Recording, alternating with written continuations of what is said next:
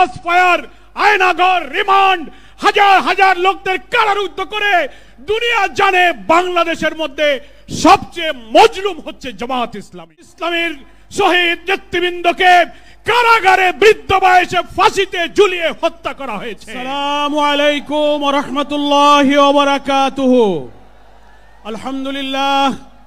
আলহামদুলিল্লাহি রাব্বিল আলামিন, والصلاة والسلام على سيد المرسلين وعلى آله وصحابه أجمعين।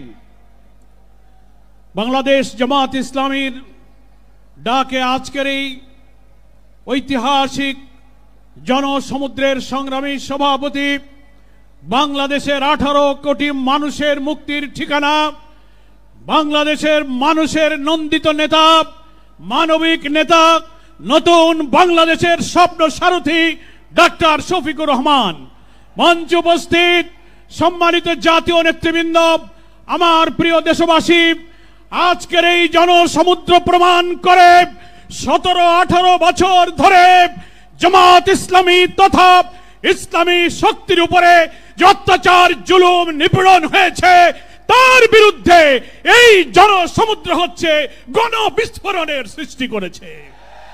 জামাত ইসলামীর শহীদ নেতৃবৃন্দকে কারাগারে বৃদ্ধ বয়সে ফাঁসিতে ঝুলিয়ে হত্যা করা হয়েছে। মজলুম বৃদ্ধ নেতাদের কারাগারে তিলে তিলে তাদেরকে হত্যা করা হয়েছে। জামাত ইসলামের নিবন্ধন কেড়ে নেওয়া হয়েছে, প্রতীক কেড়ে নেওয়া হয়েছে, ক্রস ফায়ার, আয়নাঘর, রিমান্ড, হাজার হাজার লোকদের কারারুদ্ধ করে দুনিয়া জানে বাংলাদেশের মধ্যে সবচেয়ে মজলুম হচ্ছে জামাত ইসলামী। আর সেই মজলুম সংগঠনের প্রিয় নেতা ডাক্তার শফিকুর রহমান হচ্ছে এমন মানবিক নেতা, জুলাই অভ্যুত্থানের, জুলাইয়ের উত্তাল দিনগুলোতে আমিরে জামাত 17 তারিখে হজ সফর করে যখন দেশে ফিরলেন, 18 তারিখে আমরা সাংবাদিক সম্মেলন করলাম। সেই দিন রাতেই প্রতিদিন ছাত্র হত্যা হচ্ছে, আমিরে জামাত আমাদের ডেকে বললেন, যত লোক নিহত হচ্ছে, যত আহত হচ্ছে, এরা কোন দলের নয়, সব শহীদ আমাদের শহীদ, সব আহত আমাদের আহত। আপনারা বাড়িতে বাড়িতে যান। তিনি সব শহীদদের বাড়িতে বাড়িতে নিজে গেলেন, আমাদেরকে পাঠালেন। সহস্র শহীদের বাড়িতে, হাসপাতালে, বাড়িতে রক্তাক্ত অস্ত্রসিক্ত রোগীদের পাশে তিনি ছুটে গিয়েছেন। সাধ্যমতো আমরাই মনে হয় বাংলাদেশের রাজনৈতিক দলের মধ্যে মহান আল্লাহর ইচ্ছায় বেশিরভাগ শহীদের পাশে দাঁড়াবার সুযোগ পেয়েছে, আলহামদুলিল্লাহ। বন্যা আসলো, তারপর আমিরে জামাত বন্যা কবলিত মানুষের পাশে ছুটে গেলেন।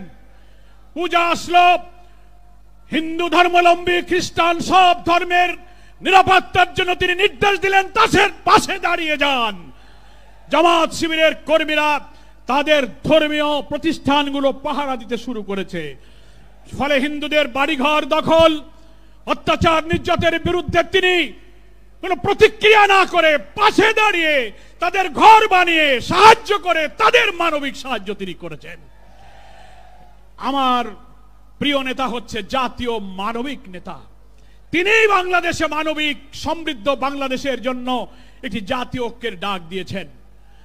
আল্লাহর আসমান থেকে নাজিল হওয়া কোরআন এবং সুন্নাহর ভিত্তিতে একটি কল্যাণ রাষ্ট্র প্রিয় নবী মুহাম্মদ মুস্তাফা সাল্লাল্লাহু আলাইহি ওয়াসাল্লাম দুনিয়ার মানুষের জন্য যে আদর্শ রেখে গেছেন, সেই আদর্শকে ভিত্তি করে চলমান সভ্যতা, প্রয়োজন, চ্যালেঞ্জকে সামনে রেখে আমরা একটি কল্যাণ, একটি সুশাসনের রাষ্ট্র কায়েম করতে চাই।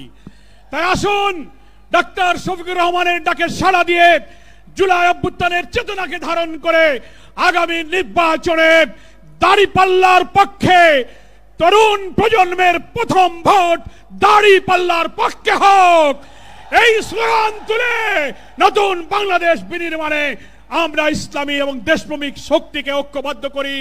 আল্লাহ হাফেজ। বাংলাদেশ জিন্দাবাদ, জামাত ইসলামী জিন্দাবাদ। আসসালামু আলাইকুম।